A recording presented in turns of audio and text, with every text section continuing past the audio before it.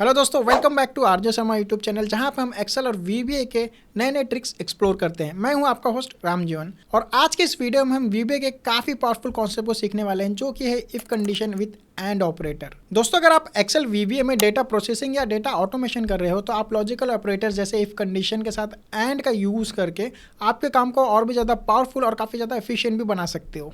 सो अगर आप रेडी हो सीखने के लिए and operator with if condition, तो चलिए स्टार्ट करते हैं आगे का वीडियो। तो सबसे पहले इफ कंडीशन के कॉन्सेप्ट को समझते हैं। तो वीबीए में हम इफ कंडीशन का यूज़ हम तब करते हैं जब हमें हमारे डेटा के बेसिस पे कोई डिसीजन लेना होता है। फॉर एग्जाम्पल, मेरे पास कुछ मार्कशीट है जहाँ पे मुझे स्टूडेंट्स को स्कॉलरशिप असाइन करनी है उनके मार्क्स के अकॉर्डिंग। ओके, तो जिन स्टूडेंट ने 60 मार्क्स से ज़्यादा मार्क्स लेके आए हैं, उन्हें मुझे क्या है, स्कॉलरशिप देनी है। ओके, तो ये क्या होता है, एक नॉर्मल कंडीशन होती है। अगर किसी स्टूडेंट ने 60 एबो मार्क्स लेके आए हैं, तो उन्हें क्या करना है, स्कॉलरशिप देनी है।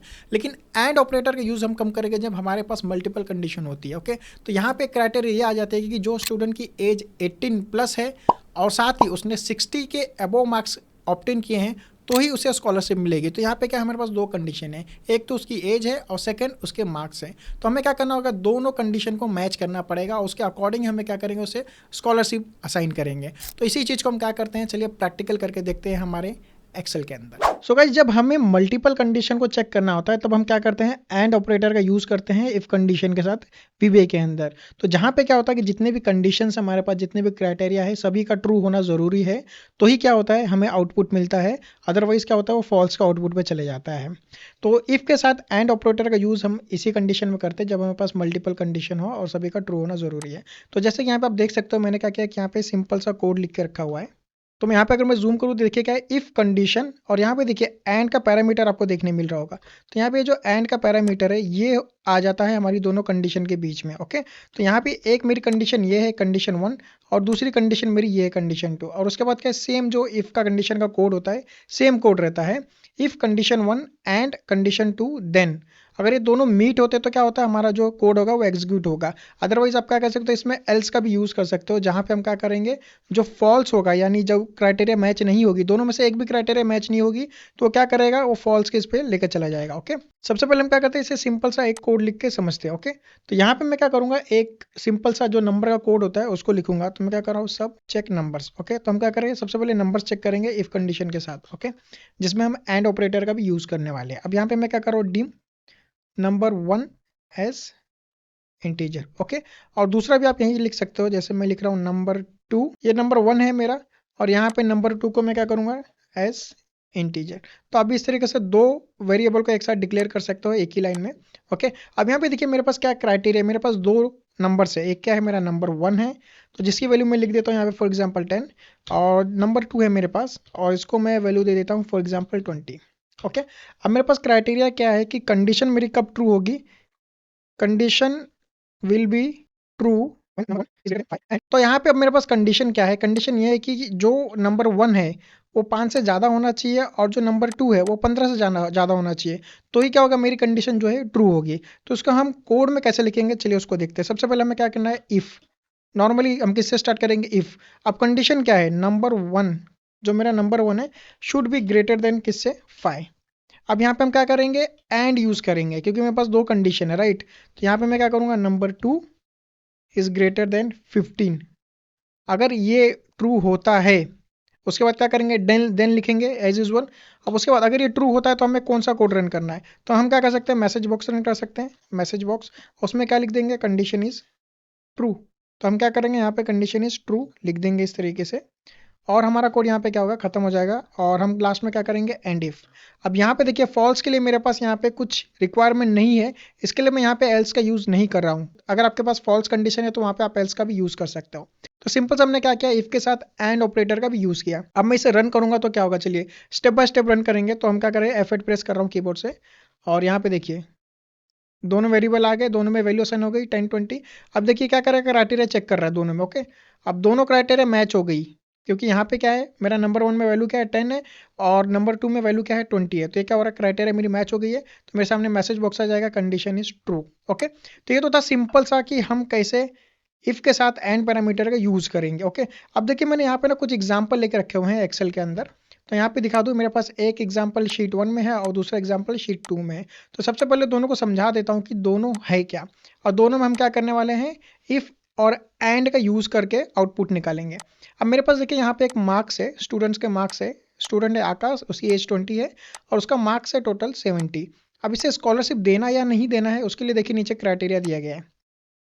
क्राइटेरिया क्या है कि उसकी एज 18 साल से ज़्यादा होना चाहिए और जो उसका मार्क्स है वो 60 के अबव होना चाहिए, तो ही क्या होगा यहाँ पे उसे स्कॉलरशिप मिलेगी। ओके, अब इसे कैसे करना है चलिए देखते हैं। तो मैं क्या करूँ, अल्ट F11। ओके, तो मैं क्या करूँ, इसके लिए एक नया मॉडल इंसर्ट करूँगा। मॉडल इंसर्ट कर रहा हूँ, उसको मैं क्या कर रहा हूँ, थोड़ा मिनिमाइज कर रहा हूँ। ओके, इसे मैं इस तरीके से मिनिमाइज कर रहा हूँ ताकि जब मैं यहाँ पे कोड लिखूँ तब हम समझ सके कि कहाँ पे क्या चल रहा है। ओके, तो मैं इसे इस तरीके से यहाँ पे लिख रहा हूँ और यहाँ पे मैं क्या कर रहा हूँ, सब स्कॉलरशिप करके मैं यहाँ पे क्या कर रहा हूँ, एक मैक्रो क्रिएट कर रहा हूँ। आप कुछ भी नाम लिख सकते हो मैक्रो का, आपको मालूम होगा कि हम कुछ भी नाम वगैरह असाइन कर सकते हैं। अब यहाँ पे देखिए सबसे पहले क्या है, मुझे चेक करना है, मुझे दो चीज़ चेक करनी है। क्या करना है, एज चेक करना है और दूसरा क्या, मार्क्स चेक करना है। तो मैं दोनों के लिए क्या करूँगा, दोनों के लिए मैं वेरिएबल डिफाइन करूँगा और दोनों के लिए मैं कौन सा वेरिएबल डिफाइन करूँगा, दोनों के लिए जो वेरिएबल मैं डिफाइन करूँगा वो करूँगा न्यूमेरिक, क्योंकि यहाँ पे दोनों क्या है, नंबर्स है, राइट। तो मैं इंटीजर ले सकता हूँ या फिर मैं बाइट वगैरह भी ले सकता हूँ। तो यहाँ पे मैं क्या करूँगा, dim age as integer. Okay, आप इसके नीचे इस तरीके से भी दूसरा वाला असाइन कर सकते हो या फिर आप कॉमा डाल के यहाँ से भी स्टार्ट कर सकते हो।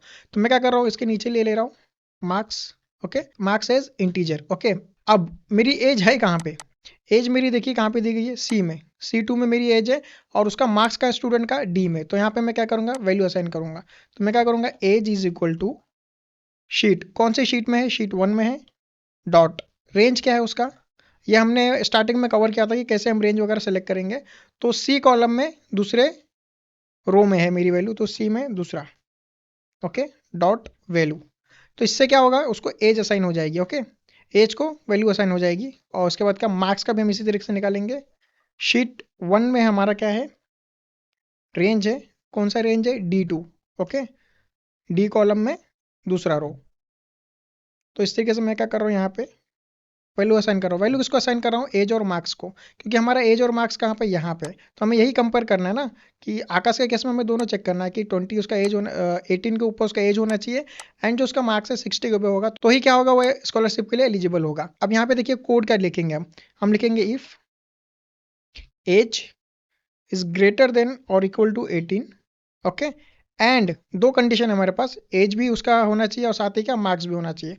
अब मार्क्स के लिए क्या है, age and marks greater than and equal to क्या है, 60। ये कंडीशन हो गई। देन तो अगर ये ट्रू हो जाता तो क्या होगा, ट्रू हो जाएगा तो जो स्कॉलरशिप है यहाँ पे क्या वैल्यू आनी चाहिए। अब स्कॉलरशिप के लिए ये कहाँ पे है, तो ये है E2 में। तो E2 में मुझे क्या वैल्यू असाइन करनी है। मैं यहाँ पे टैब प्रेस कर रहा हूँ कि जिससे थोड़ा स्पेस लेके क्या करेगा, वो कोड स्टार्ट करेगा। तो यहाँ पे कर रहा हूँ शीट 1 डॉट रेंज।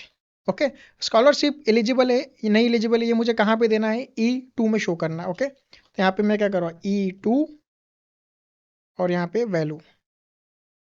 अब वैल्यू में मैं क्या लिखूंगा, एलिजिबल, वो स्कॉलरशिप के लिए क्या है। ओके, तो इस तरीके से मैं क्या करूँगा, कोड लिखूंगा। अगर ये कंडीशन ट्रू होती है तो मैं क्या चाहता हूँ, E2 ये जो वैल्यू है यहाँ पे जो ब्लैंक है यहाँ पे क्या हो जाए, एलिजिबल लिख के आ जाए, और नहीं हो रहा है तो वहाँ पे क्या लिख के आए, नॉन एलिजिबल। ओके, तो यहाँ पे देखिए एलिजिबल मैंने लिख दिया। अब अगर ये कंडीशन फॉल्स होती है तो मैं क्या करूँगा, यहाँ पे एल्स, अगर ये ट्रू नहीं हो रहा तो क्या हो जाए, इसे ही मैं सेम कॉपी करूँगा और उसी जगह पे मैं क्या चाहता हूँ, क्या लिख के आया है मुझे, नॉन एलिजिबल। ओके, तो कभी भी जो टेक्स्ट होता है हम VBA के अंदर लिखेंगे उसे डबल इन्वर्टेड कॉमा में ही लिखना रहता है। तो यहाँ पे मैं नॉन एलिजिबल ऐसा लिख देता हूँ। ओके, अब यहाँ पे देखिए ये मेरा कोड कंप्लीट हो गया। एंड इफ, तो एंड इफ को बंद करना ना भूलें कि कभी कभी मैंने देखा कि अक्सर लोग गलती यही करते हैं, इफ लिख देते ये स्टार्ट कर देंगे और ये एंड करना भूल जाते हैं उसे, तो क्या होता है बाद में कोड एरर देता है। अब देखिए मेरा कोड यहाँ पे तैयार हो चुका है। मेरा कोड में क्या था कि मैंने क्या किया, सबसे पहले एज और मार्क्स को डिफाइन कर दिया, यहाँ पे वेरिएबल दे दिया, दोनों क्या है, न्यूमेरिकल वैल्यू है मेरी। ओके, और दोनों को इंटीजर असाइन कर दिया मैंने। एज कहाँ पे मेरी, एज C2 में है, तो देखिए C2 से मैं एज की वैल्यू ले रहा हूँ और D2 से मैं क्या ले रहा हूँ, मार्क्स की वैल्यू ले रहा हूँ। ओके, अब मैंने क्या किया, यहाँ पे इफ कंडीशन लगा दिया है, अगर एज 18 से ज़्यादा है और साथ ही मार्क्स 70 से ज़्यादा है तो उसको क्या एलिजिबल होना चाहिए, अदरवाइज क्या होगा, वहाँ पे नॉन एलिजिबल आ जाएगा। अब इसे क्या करता हूँ, मैं थोड़ा सा छोटा करता हूँ, इसे मैं जूम आउट कर लेता हूँ, तो जिससे क्या होगा, जब ये कोड रन होगा तो यहाँ पे देखने में आसानी होगी। ओके, अब मैं क्या करूँ, इसे स्टेप बाय स्टेप रन करूँगा F8।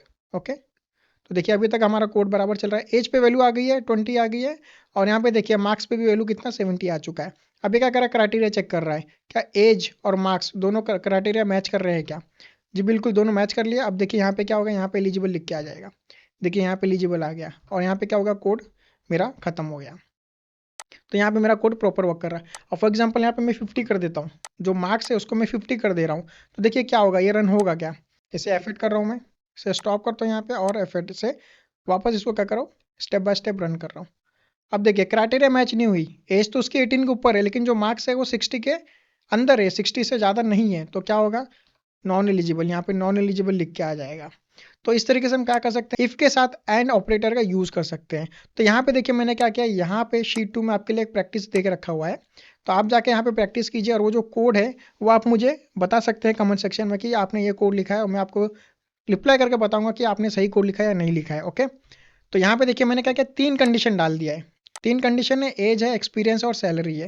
तो मेरे पास यहाँ पे 2 कंडीशन थी, तो आप क्या कर सकते हो, सिंपली यहाँ पे एक और एंड लिख के क्या कर सकते हो, उस कंडीशन को ऐड कर सकते हो।